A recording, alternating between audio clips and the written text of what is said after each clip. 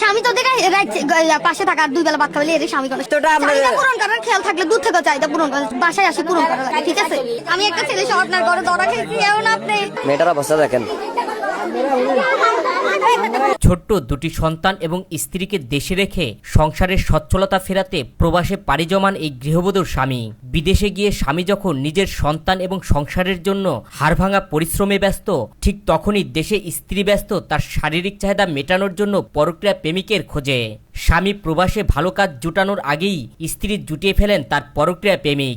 সেই পরক্রিয়া প্রেমিককে বাসায় ডেকে নিজের শারীরিক চাহিদা মেটানোর সময় স্থানীয়দের হাতে হাতে নাতে ধরা পড়েন দুই সন্তানের এই জননী।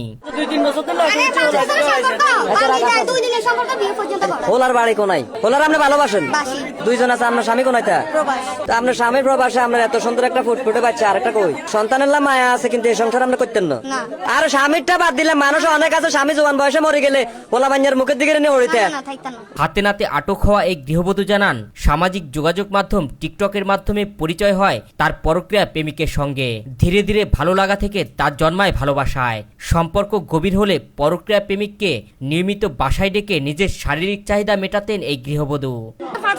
স্বামী থেকে স্বামী আনতে, স্বামী ব্যতীত যদি কেউ না থাকে তাইলে নিতে যাই আনার লাগে, তাইলে ওইগুলো আমার টাকা পয়সা না দিলে আমি চলি কেমনে? সব সুখ তার বিসর্জন দিয়ে সে বিদেশে গেছে, আপনাদেরকে সুখে রাখার লাগে কত কষ্ট করে সে টাকা উপার্জন করে। দুইটা সন্তান, এরকম সুন্দর সুন্দর দুইটা বাচ্চা রাখি আপনি চলে যাবেন এই সংসার? তুই এনকে আপনি চলে যাবেন?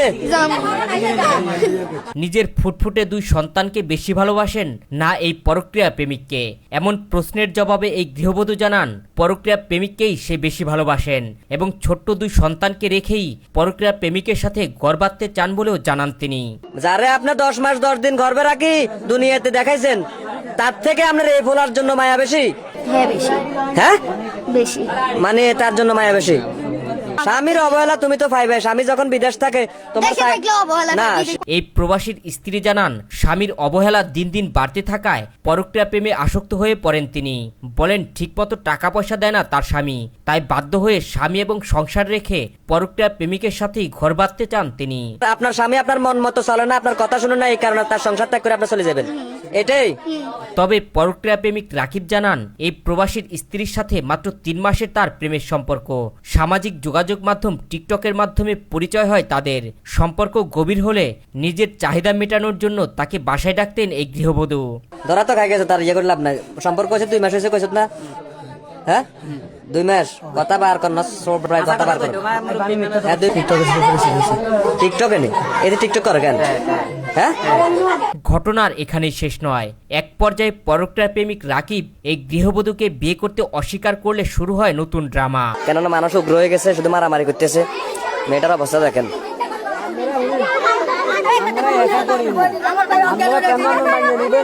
এরপর দুই পরিবারের সম্মতি এবং স্থানীয় মাতব্বরদের সালিশি বৈঠকের মাধ্যমে প্রবাসে থাকা তার স্বামীর সাথে এই গৃহবধূর ডিভোর্স হয়। ডিভোর্সের পর এই পরক্রিয়া প্রেমিককে বিয়ে করেন এই দুই সন্তানের জননী।